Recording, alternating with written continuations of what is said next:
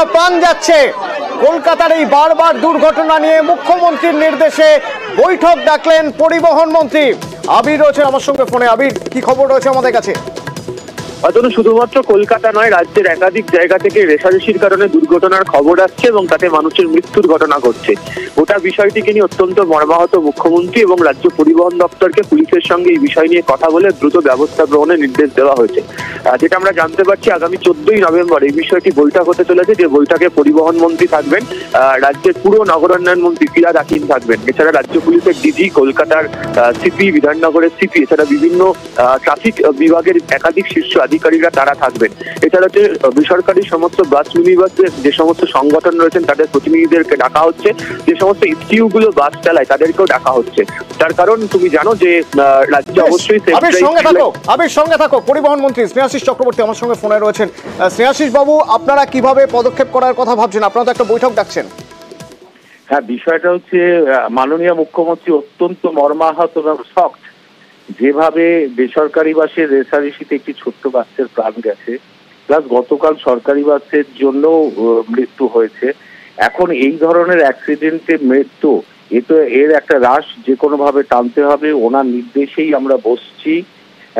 সেখানে Kolkata police commissioner থাকবেন, রাজীব কুমার সাহেব থাকবেন এবং আরবান মিনিস্টার থাকবেন, ফিরহাদ হাকিম সাহেব থাকবেন। এবং আমরা মূলত ডাকছি বেসরকারি বাস অ্যাসোসিয়েশনের যারা প্রধান আছে তাদের, ট্রাক অ্যাসোসিয়েশনের প্রধান, প্লাস হচ্ছে আপনার সরকারি যতগুলো এসটিও আছে, এসটিও এমডিদের ডাকা হচ্ছে এবং কিছু ড্রাইভারকে ডাকা হবে এবং অটো চালক তাদের ইউনিয়নকেও ডাকা হবে। আমাদের যেটা মুখ্যমন্ত্রী চান সেটা হলো সেফ ড্রাইভ সেভ লাইফ আমাদের রাজ্যে আছে। তার জন্য বিশেষ করে কলকাতা পথ নিরাপত্তায় কিন্তু ভারতবর্ষের মধ্যে একেবারে প্রথম সারিতে আছে, কিন্তু এবং এন্টায়ার বাংলা আমরা 11তম স্থানে আছি এই অ্যাক্সিডেন্টের ক্ষেত্রে। কিন্তু একজন অ্যাক্সিডেন্টে মৃত্যু কিন্তু আমাদের কাম্য হতে পারে না।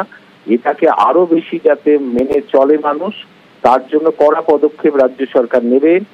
যে র্যাশ ড্রাইভিং, ওভারটেকিং এবং ওভার স্পিডে চালিয়ে যদি কোনো মৃত্যু ঘটে, যে ড্রাইভার তার বিরুদ্ধে কিন্তু আইনত কড়া পদক্ষেপ নেওয়া হবে। মুখ্যমন্ত্রী বলেছেন এটা অ্যাটেম্পট টু মার্ডারের সমান। তো সেইখানে আমরা বসে সরাসরি নোটিফিকেশন সহ এই ধরনের পদক্ষেপ আমরা পুলিশ প্রশাসন সহ যারা ট্রাফিক কন্ট্রোল করে তারা, পরিবহন দপ্তর, আমরা সবাই মিলে এটা নিতে চলেছি। দুর্ঘটনা কমাতে হবে। থ্যাংক ইউ স্নেহাশিস চক্রবর্তী পরিবহন মন্ত্রী আমাদের সঙ্গে ছিলেন। দুর্ঘটনা কমাতে হবে, তার জন্য কড়া পদক্ষেপের কথা বলছেন। তো কড়া পদক্ষেপ নেওয়ার সঙ্গে সঙ্গে আরেকটা জিনিস জরুরি, তা হলো নজরদারি।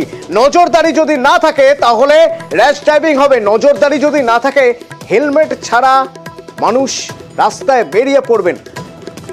নজরদারি। আমি অনুপের সঙ্গে একবার কথা বলবো। অনুপ, আজ না হয় 215 বাস, এই 215 বাস নিয়ে দীর্ঘদিনের অভিযোগ আছে। এমনকি এই বাসে যারা ছিলেন তারা পর্যন্ত বলছেন অনেকক্ষণ ধরে দুটো বাস রেষারেষি করছে, তাদের বারণ করার পরেও সামলানো যায়নি। এই রুটের আর কোন কোন বাস, সল্টলেকের আর কোন কোন বাসের বিরুদ্ধে এই ধরনের অভিযোগ আছে? তো সল্টলেকের 2 নম্বর যে গেট, এই রাস্তাতে কিন্তু আমি ছবিটা একবার দেখাবো। তো সল্টলেকের 2 নম্বর যে গেট, এই রাস্তাতেই কিন্তু আমি ছবিটা একবার দেখাবো। যেভাবে বাসগুলো চলে বেপরোয়াভাবে, তা কিন্তু আজকে নতুন নয়, এর আগেও একাধিকবার এই দুর্ঘটনা ঘটেছে। সেখানে কিন্তু এই সল্টলেক এই একই জায়গায় দুর্ঘটনা ঘটেছে। সেখানে শুধুমাত্র 215 এই রুটের বাস নয়, K1 রুটের বাস, ডিএন রুটে DN 16/1 এই রুটের বাস থেকে শুরু করে প্রত্যেকটি বাস কিন্তু এই একইভাবে বেপরোয়াভাবে যায়। তারই অন্যভাবে কিন্তু লক্ষ্য করলে বোঝা যাবে যে এর আগে যে বারবার দুর্ঘটনা যখন ঘটেছিল সেক্ষেত্রে কিন্তু পুলিশের যে ভূমিকা নিয়ে প্রশ্ন উঠেছিল, আজকে যখন দুর্ঘটনা ঘটে তৎক্ষণাৎ কিন্তু বিক্ষোভ শুরু হয়ে যায়, অবরোধ শুরু হয়ে যায়। তার কারণ সেখানেও পুলিশের ভূমিকা নিয়ে প্রশ্ন তোলে। সেভাবে নজরদারি থেকে শুরু করে বাসগুলোকে ধরে কেস দেওয়া হয় না, বা রাফ ড্রাইভিং করলে কিন্তু কোনো ব্যবস্থা নেওয়া হয় না, এমনটা প্রশ্ন তোলে। এর পরবর্তী ক্ষেত্রে পুলিশের উচ্চপদস্থ আধিকারিক তারা কিন্তু ঘটনাস্থলে আসে এবং তারা জানায় যে প্রত্যেকটি ব্যবস্থা নেওয়া হবে, যে ক্ষেত্রে দেখা যাক কি ব্যবস্থা নেওয়া হয়। ধন্যবাদ অনুপ, ধন্যবাদ। পুলিশ কি বলছে প্রথমে শুনবো। আমরা তো করছি, তাহলে কি বলছো তুমি এখানে? হাওয়া গরম করছি এখানে, হাওয়া গরম। আমি কি বলছি দিদি, আমার কাজটা আমি করব। আমরা ফোন করে, ওখানে পুলিশ অফিসার আছে, বাচ্চার ট্রিটমেন্ট শুরু হয়ে গেছে, বাচ্চার মা আউট অফ ডেঞ্জার, বাচ্চার মাথায় চোট, সে চিকিৎসা পুরোপুরি ওখানে হচ্ছে। আমি ফোনে যোগাযোগ কনসার্ন রাখছি। এবার রইল বাকি এখানে বাম তৈরি করা, এই পোর্শনটাতে আমার কথা হচ্ছে, আমরা সেটা করে দেবো। ঠিক আছে।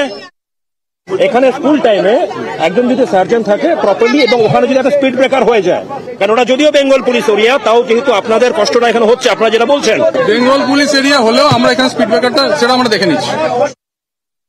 আমি ওই সল্টলেক গেটের কাছে আছি, আমি টার্ন করব, বাচ্চা পেছনে ছিল আর আমার ভাইজি 2 বছর ও সামনে ছিল, স্কুটি করে আসি টার্ন করছে, ও আমার একটু পেছনেই ছিল, জানি না ও মানে হট করে ওই সিগন্যাল ছাড়াছাড়ি ব্যাপার আছে না, যে থাকলে একটু লেট হবে, দাঁড়াবো, ওই সিগন্যালেই মনে হয় কোনো বাসের রেসারিসি না, উনি ওই তাড়াহুড়ো করেই মানে ওই সাইডে যেতে গিয়ে আমাকে মেরে দিল।